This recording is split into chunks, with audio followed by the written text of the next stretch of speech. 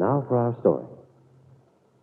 In the kitchen of Paul Cromwell's beach house outside of Los Angeles, his housekeeper, Mrs. Kingsley, and his manservant, Max, had paused in their morning's activities to have a cup of coffee. Taking advantage of the moment, Mrs. Kingsley tried to elicit a little more information from Max about the house guest who had arrived from San Francisco the day before. But Max was strangely reticent about Mrs. Fenner. Being an avid newspaper reader, and from what little information she had been able to gather, Mrs. Kingsley knew that Lisa Fenner and her husband were a dance team, and that her husband, Lance, had left her a few months ago. To her well-trained eye, it was also obvious that Mrs. Fenner was expecting a baby.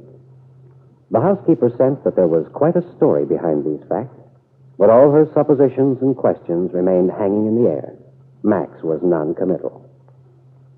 Hearing someone coming downstairs, Max interrupted the woman's flow of conversation and suggested she get a breakfast tray ready, which he carried a few minutes later out to the front terrace overlooking the Pacific Ocean. Good morning, Max. Good morning, Mrs. Fenner.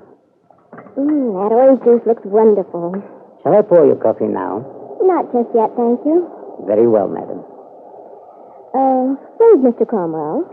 He went into town early this morning. Oh, I wish I'd known. I'd like to have gone in with him. There are a few things I should get. He left a message for you. Did he? Mr. Cromwell said to tell you that he was bringing Mrs. Mead back for lunch. Oh. Well, when will he be here? As a matter of fact, Mrs. Fenner, they should be here any moment now. Oh, dear, I suppose I should change. Do you think I look all right, Max? You always look lovely, Mrs. Fenner.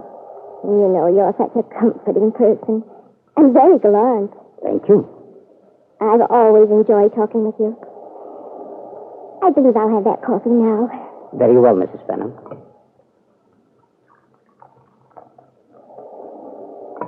A little cream and no sugar.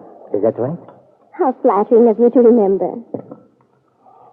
Max, you've been with Mr. Cromwell a long time, haven't you? Yes, madam. Nearly 10 years. Imagine that. I suppose, then, that you know nearly everyone Mr. Cromwell knows. Just about. With the exception, of course, of the time when Mr. Cromwell was in the army. Yes, of course. Did he meet Mrs. Mead during that time, or... Oh, no. I just wondered. I thought I understood him to say last night that she lived in Wakefield. And at one time he was stationed at a camp near there. Yes, Camp Downing. But he's known her for some time. Yes. Mr. Cromwell met Mrs. Mead in New York. She was Miss Calvert then. Oh. Has she been married very long? Less than a year, I believe. Paul said she was a great deal of fun and quite lovely. Yes, as I recall, Mrs. Mead, she was a very beautiful and startling young woman. How do you mean, startling? Well, just startling. That could be interpreted in so many ways. I don't quite know how to explain it, Mrs. Fenner. You mean she's a little mad, giddy, does unexpected things? Well, I'd say that Miss Calvert always did the unexpected, but I wouldn't call her giddy. I see. Well, I just wanted to know a little what she's like, Max. I believe, Mrs. Fenner, that you'll be far more adept at judging for yourself. Well, I think I already have a fair idea. Oh, excuse me, Mrs. Fenner, but... Oh, dear, is that they? Yes. Well, hello there.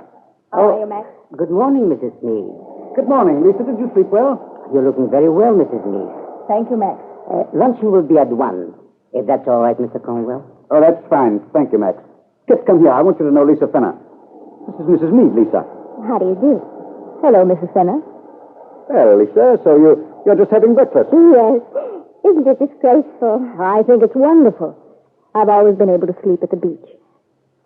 Oh, Paul, it's good to see this place again. I'd forgotten how beautiful it was. Would you like to take a walk along the beach, Kitt? Oh, no. No, let's wait until Mrs. Fenner is through with her coffee. Oh, don't wait for me, really. Do go on. No. Besides, really, I'm not too keen on exercise. I love it. That's good. I suppose your doctor told you to walk a good deal. What? I told Kitt about the baby, Lisa. Oh. Look, I hope you don't mind. Oh, no. Of course not. I think it's wonderful. Congratulations. Thank you. Did you have a nice trip from Wakefield, Mrs. Meade? Oh, it was all right. Is your husband coming out later? No, he can't, poor darling. He's stationed at Camp Downing.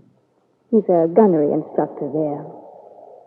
But he felt I needed a little vacation. Now, why can't more men take that attitude? They do, when they know they can trust their wives.